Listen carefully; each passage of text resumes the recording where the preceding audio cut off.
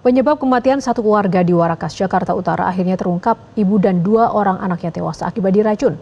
Fakta yang mengejutkan, pelaku pembunuhan berencana ini adalah anak kandung korban sendiri yang sempat pura-pura menjadi salah satu korbannya.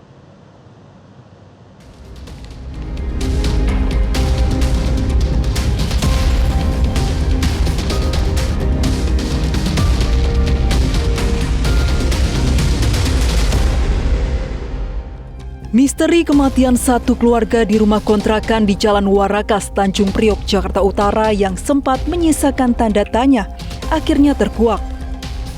Setelah lebih dari 1 bulan, polisi memastikan kasus keracunan yang menewaskan 3 orang sekeluarga tersebut merupakan pembunuhan berencana. Ironisnya, sang dalang adalah Abdullah Syauqi Jamaluddin yang tak lain merupakan anak kandung korban.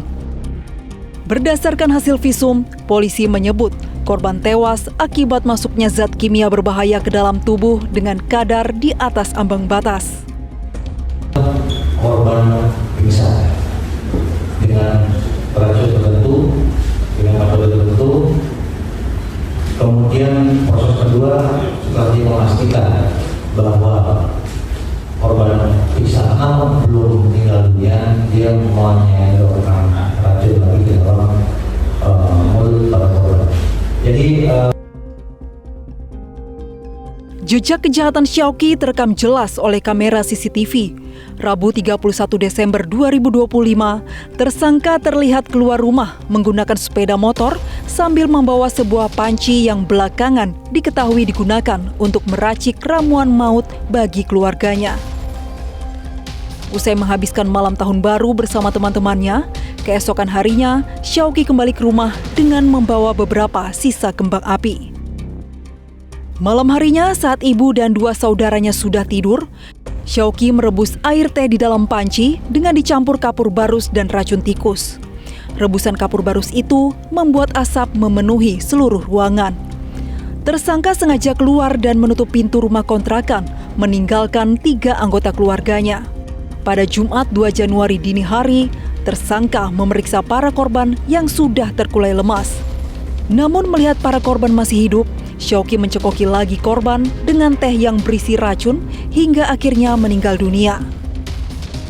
Usai menghabisi keluarganya, di kamar mandi, Syauqi membakar kembang api yang diarahkan ke tubuhnya untuk mengelabui polisi saat menemukan korban dan tersangka. Syauqi pun terkapar sebelum akhirnya dibawa ke rumah sakit. Dari hasil pemeriksaan kesehatan, polisi tidak menemukan racun di tubuh tersangka.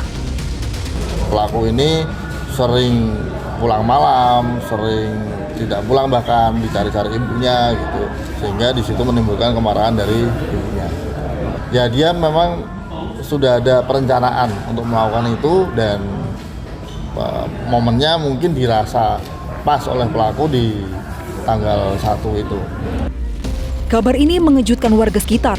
Selama ini, keluarga tersebut tampak tenang dan hampir tidak pernah mendengar adanya perselisihan. Kayaknya sih biasa aja pada umumnya ya, kalau tetangga segera kalau ketemu pelaku suka nyuci motor mas, iya bu gitu, suka gitu aja biasa, nggak ada kejanggalan atau hal aneh gitu dalam tetangga. Kalau ada aneh-aneh kan kita pasti tahu ya, ini biasalah gitu, kayak nggak pernah terjadi apa-apa gitu. Kini Syauqi harus mempertanggungjawabkan perbuatannya. Dendam karena sering dimarahi dan merasa dibedakan oleh sang ibu membuatnya gelap mata untuk menghabisi orang-orang terdekatnya. Tim Liputan Metro TV. Jelajahi cara baru mendapatkan informasi. Download Metro TV Extend sekarang.